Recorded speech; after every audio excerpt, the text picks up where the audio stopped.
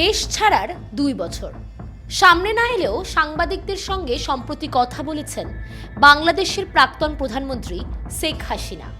ভারতেই থাকবেন নাকি অন্য কোনো দেশে আশ্রয় খুঁজবেন, নাকি নিজের দেশে ফিরবেন হাসিনা, এই সব নিয়ে চর্চা এখন তুঙ্গে। বাংলাদেশের আন্তর্জাতিক অপরাধ ট্রাইব্যুনাল জুলাইয়ের গণ অভ্যুত্থানের সময় আন্দোলনকারীদের হত্যা করে নির্মূলের নির্দেশ সহ মানবতা বিরোধী অপরাধের দায়ে তার বিরুদ্ধে মৃত্যুদণ্ডের রায় ঘোষণা করেছে। পাশাপাশি ঢাকার আদালত 3টি দুর্নীতি মামলায় তাকে মোট 21 বছরের কারাদণ্ড এবং তার ছেলে সজীব ওয়াজেদ জয় ও মেয়ে সাইমা ওয়াজেদ পুতুলকে 5 বছর করে কারাদণ্ডের আদেশ দিয়েছে। বাংলাদেশের অন্তর্বর্তী সরকার হাসিনাকে দেশে ফিরিয়ে তার বিরুদ্ধে আদালতের দেওয়া এই দণ্ড কার্যকর করতে চায়, কিন্তু ভারত এখনো চুপ। এর ফলে অস্বস্তি বাড়ছে ভারত বাংলাদেশ দ্বিপাক্ষিক সম্পর্কে। ঠিক 2 বছর আগের 1 অগস্টের বিকেলে যখন হাসিনাকে আশ্রয় দিয়েছিল ভারত, তাকে স্বাগত জানিয়েছিলেন ভারতের জাতীয় নিরাপত্তা উপদেষ্টা অজিত ডোভাল। তখন কি ভারত ভেবেছিল যে জটিলতার জল এত দূর গড়াবে? ভেবেছিল শেখ হাসিনাই হয়ে উঠবে ঢাকা দিল্লি সম্পর্কে অস্বস্তির কাঁটা? কনফিডেন্সটা বেশ লো দেখছি। রিসেন্টলি টেস্ট করিয়েছো? হ্যাঁ ডাক্তারবাবু, প্রি টেস্টের পরের দিনই করিয়েছি। ও, তুমি মাধ্যমিক দেবে? তাহলে মক টেস্ট করো। এই নাও মৌলিক লাইব্রেরি সম্রাট এক্সক্লুসিভ মক টেস্ট পেপার। এতে পাবে প্রতিটি বিষয়ে অধ্যায়ভিত্তিক গুরুত্বপূর্ণ নমুনা প্রশ্নপত্র, ইংরেজি গণিত আনসিন লেখার বিস্তারিত টিপস আর প্রতিটি সাবজেক্টের এক্সপার্ট ওপিনিয়ন, যা তোমার কনফিডেন্সকে ফিরিয়ে আনবে মাধ্যমিকের আগে। সম্রাট এক্সক্লুসিভ মাধ্যমিক মক টেস্ট পেপার, এক্সামের কনফিডেন্স বুস্টার।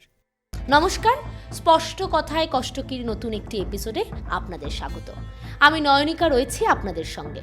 গত 2 বছরে ভারত একাধিকবার প্রকাশ্যে দাবি করেছে ভারতের মাটিতে অবস্থানকালীন শেখ হাসিনা বাংলাদেশের রাজনৈতিক পরিস্থিতি বা আওয়ামী লীগ নিয়ে যেসব মন্তব্য করছেন কিংবা কর্মকাণ্ডে যুক্ত হচ্ছেন তা সম্পূর্ণ তার ব্যক্তিগত ক্যাপাসিটিতে। এর সঙ্গে ভারত সরকারের কোনো সম্পর্ক নেই। কিন্তু গত 5ই অগস্ট দিল্লির ফরেন করেসপন্ডেন্স ক্লাবে যেভাবে শেখ হাসিনা অনলাইনে লাইভ সাংবাদিক সম্মেলনে যুক্ত হন, Whatever fate awaits me, I will return to my people. I cannot stay away while my beloved countrymen are suffering. I know I may be detained, I may be sent to prison. They may try to enforce verdicts issued in fabricated cases, but fear cannot decide my duty to the people. My life moved beyond calculations of personal safety long ago. তা এই বিতর্ককে নতুন করে উস্কে দিয়েছে। ভারত কিভাবে তাকে এই কাজ করতে দিল তার তীব্র প্রতিবাদ জানিয়ে সেদিন রাতেই বাংলাদেশের পররাষ্ট্র মন্ত্রণালয় একটি কড়া বিবৃতি জারি করে। বাংলাদেশ সরকার ধরে নিচ্ছে যে ভারত সরকারই তাকে এভাবে ইন্টারঅ্যাক্ট করার অনুমতি দিয়েছে এবং এফসিসির ইভেন্টে শেখ হাসিনা যাই বলেছেন তা ভারতের প্রচ্ছন্ন সমর্থন ছাড়া বলা সম্ভব নয়। যদিও ভারত সরকারের পররাষ্ট্র মন্ত্রণালয়ের মুখপাত্র রণধীর জয়সওয়াল স্পষ্ট জানিয়ে দিয়েছেন, stated government's position on the issue before the press conference happened. You would have seen those remarks, you were present here. I am reiterating it here. Government had no role to play in what was an event by a private media entity, and government does not endorse anything said at the forum, especially with regard to the duly constituted government of Bangladesh. এই আয়োজনের সঙ্গে ভারত সরকারের কোনো সম্পর্ক নেই। কিন্তু প্রশ্ন হলো, হাসিনাকে বাংলাদেশে ফেরত পাঠিয়ে শেষ পর্যন্ত কি দায়মুক্ত হবে ভারত? সাংবাদিক সম্মেলনে অডিও বার্তায় হাসিনা জানিয়েছেন ডিসেম্বর বিজয়ের মাস, ডিসেম্বরেই তিনি ফিরে যেতে চান। তার এবং আওয়ামী লীগের প্রত্যাবর্তন গণতান্ত্রিক পদ্ধতির কাছে ক্ষমতার জন্য নয়, ফিরবেন বাংলাদেশকে সঠিক পথে চালিত করার জন্য, বাংলাদেশকে উন্নয়নের পথে চালিত করতে। তবে হাসিনাকে ভারতের পক্ষে ফেরত পাঠানো সম্ভব কিনা সেই বিষয়ে সাবেক রাষ্ট্রদূত মুন্সি ফয়েজ আহমেদ ডয়চে ভেলেকের পর্যবেক্ষণ, একজন রাজনৈতিক নেতাকে আশ্রয় দেওয়ার পর ফিরিয়ে দেওয়ার নজির এখনো পর্যন্ত ভারতের নেই, আর দিলেও বন্ধু বা প্রতিবেশীদের কাছে ভালো বার্তা যাবে না। তাছাড়াও বন্দি বিনিময় চুক্তির মধ্যে মৃত্যুদণ্ডপ্রাপ্ত কাউকে ফেরত দেওয়ার সুযোগও নেই।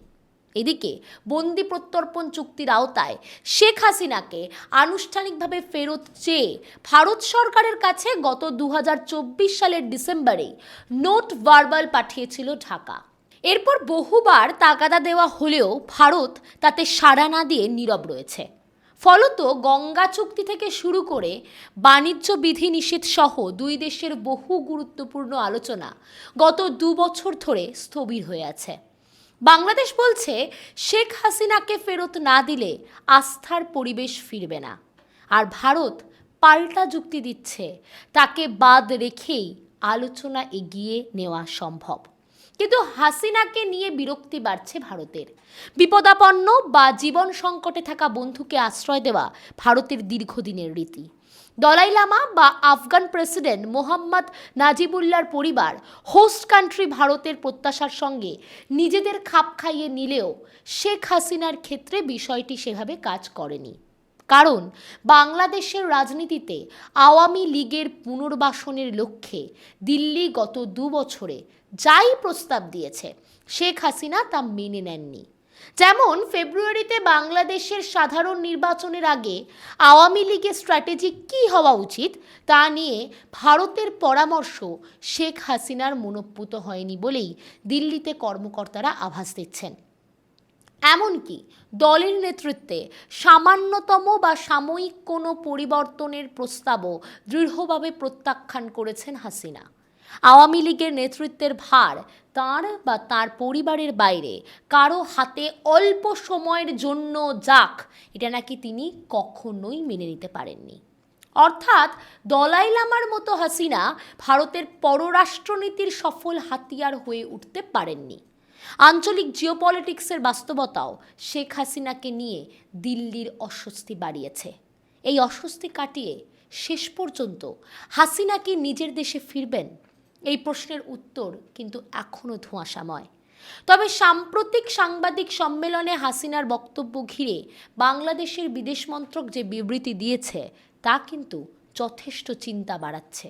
তারা জানিয়েছে বাংলাদেশের জনগণ যখন জুলাই বিপ্লবের 2য় বার্ষিকী পালন করছে তখন ভারতের মাটিতে শেখ হাসিনার এই গণমাধ্যমে অংশগ্রহণ বাংলাদেশের সার্বভৌমত্বের প্রতি অবমাননা এবং জুলাই বিপ্লবের শহীদদের প্রতি চরম অসম্মান হিসেবে বিবেচিত হয়। অর্থাৎ অস্বস্তির কাঁটা জিয়ে রইল এখনও। এরকম আরও ভিডিও দেখতে চোখ রাখুন হাওয়ের ফেসবুক, ইউটিউব এবং ইনস্টাগ্রাম চ্যানেলে। দেখা হবে নতুন কোনো এপিসোডে।